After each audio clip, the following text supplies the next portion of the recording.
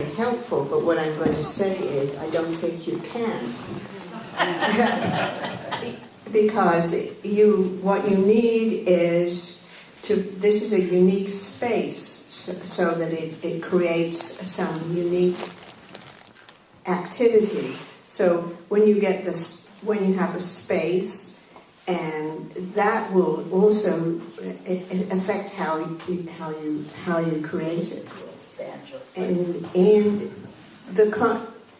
And sometimes one of the things concerns me is that we end up doing the same thing, not exactly the same thing, but every 2 years we have this program and we have this, every year we have this program and we have these things that we have to fit in to the schedule, and it gets to be very difficult. And I think that a nice thing about doing something like this in another place would be being able to look and take our program, our schedule, but then being able to create your own and not being afraid to change it, because tradition says that you have to have 4 workshop sessions and that you have to have a bookstore in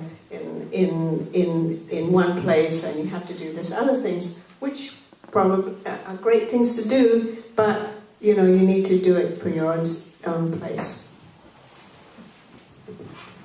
Thanks, Brenda. And granted that every place is going to be a little different, and there's a long history of this particular one developing, but still, I think you've got some things to say right up here. Well, Brenda has worked on our Seabeck Planning Committee pretty much every time when it's Washington's turn. Washingtonians and Oregonians. I mean, not for 53 years. But within much of the living memory of those who are present.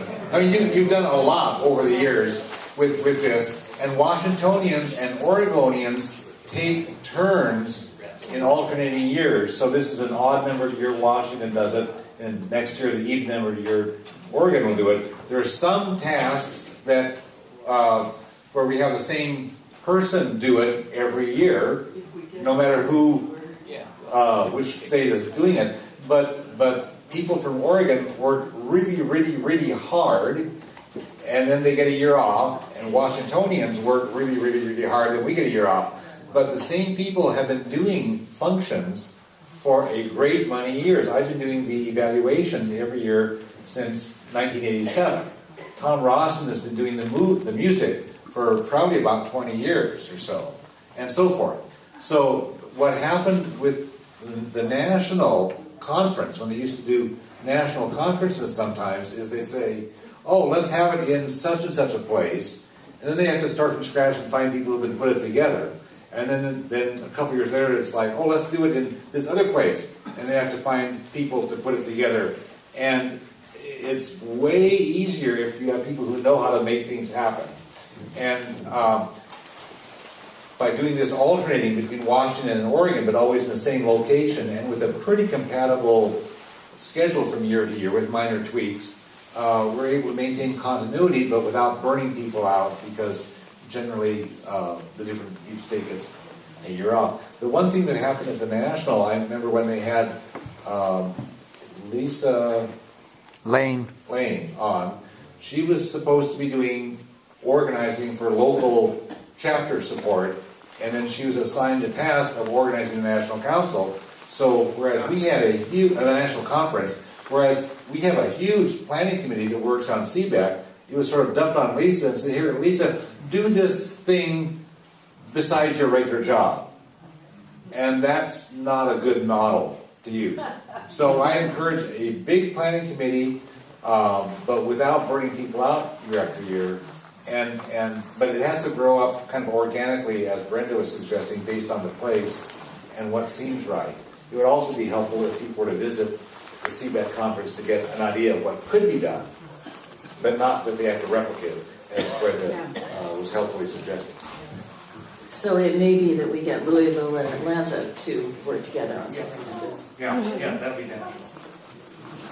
We've got time for just one or two more. Okay. Thanks. I obviously have been doing this for 53 years, so I really have a lot of experience that you can learn from.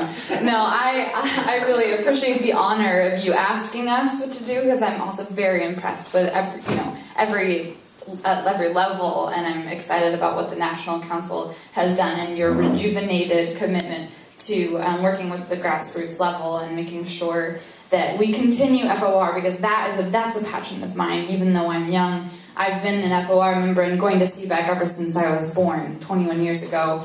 And it's my call is, let's make sure that FOR gets younger too. And I was at the great workshop of Rachel McDermott, an 18-year-old wonder, and she was telling us that, it doesn't matter, even the just small actions that you do. You don't have to have like a huge annual conference at like a beautiful place like this, although it would be great, but just whatever you do, make it catchy, make it fun. She said how to attract teenagers is, music and knowing your audience and having food and making it something where there's a community and you want to belong to something. And this is an incredible opportunity that we have, because we're around the world and we're across the country, and this is an identity and a community that we can connect with through small events and worldwide events that we're doing. But just whatever you do, make it fun so you're a part of something, I guess. But like you do. We've got maybe one more, and I think I was going back to did I see him way back there? Or did you say like one more? He's been moving up. He was back there. Oh, you were back there. There are a very few of us that I remember who were here when I first came in the 60s. And one of the things that I would suggest is that you establish a tradition at a place and keep it going, so that even if I have to drop out for a few years, I always know that July 4th weekend it's going to be at Seabeck, and it's going to be worth coming to, and it's going to be fun, and it's going to be different, and it's going to be something that's always there. Yes.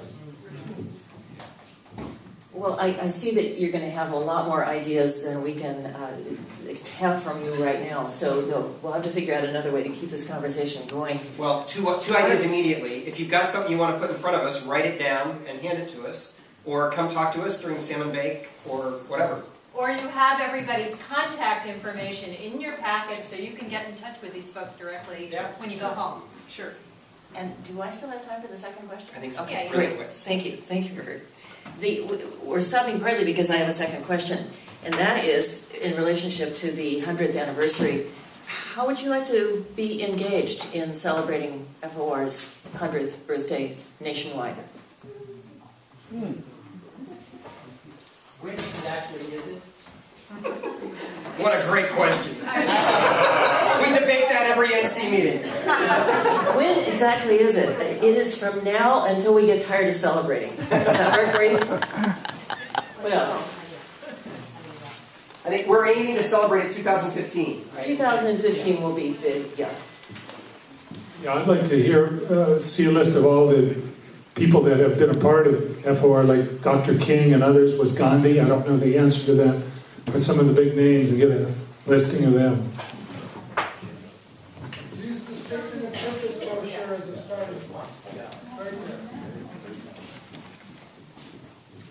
Well, I would love to see a mobilization of action at that time. Maybe not that not be our total thing, but a real mobilization for action, and that it includes civil disobedience, that there be a group that is ready to do civil disobedience and trained. In fact, there could be nonviolence training as a part of the whole celebration. So I'd like to see us moving towards national, strong, powerful, nonviolent action.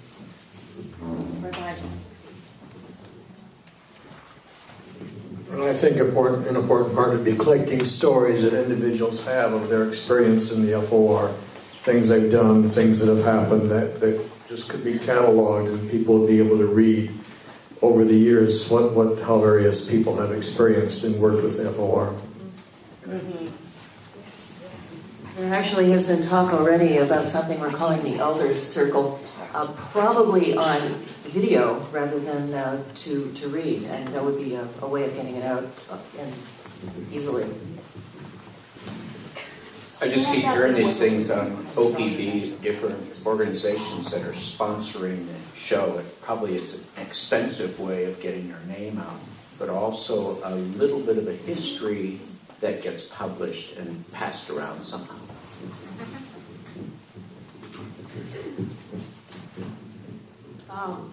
I think, maybe this is a good opportunity for us to publicize outside of our own group and issue press releases to the general public at large, because I think there's a boatload of the public that is totally unaware of FOR.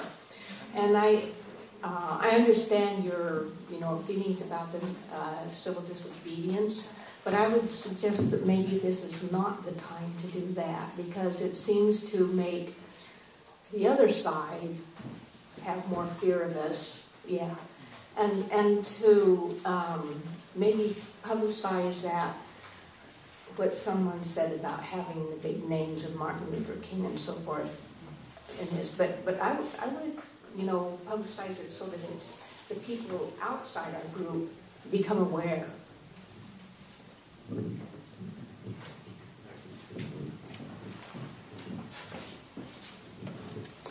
I'd like us all to remember what happened 100 years ago and have an international aspect of this. Those of us who've been in FOR for a while, we've all heard probably 100 times the two guys, one from England and one from Germany. So I really think we have a lot of opportunity to bring the whole world into our celebration of 100 years.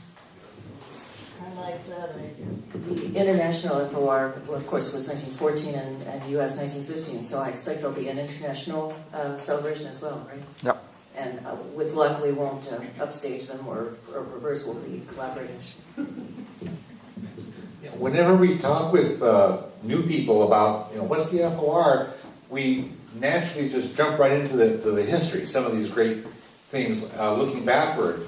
And that's a natural thing to do when an organization reaches 100 years, but if we only look backward, we could seem archaic, and I would hope that we would build into the 100th anniversary a looking forward thing that would do a couple things. One is it would tap into people's values and yearnings for peace and justice and reconciliation and the kinds of things that we want to work for. It would also, by looking forward, be more attractive to young people rather than something that looks back that would be more attractive to those who have memories. And so it would have a great potential for increasing the age diversity and looking forward and tapping into the public sense. Yes. What I hope that doesn't happen in 4 years is that we spend a lot of our tax dollars, our FOR money, on just a party in Nyack. So I would encourage that we all have parties in our own areas, and this is Bruce's idea. We have both two members who have been here for a very long time. I don't know if it's been 53 years, but we have Roberta Brumbaugh, where the FOR office used to meet in her home. Sorry, we can't have a party there anymore. And then Helen Carr, who is turning 100 in 4 years. So you've got to live for 4 years, because I think we need to have it on your 100th birthday.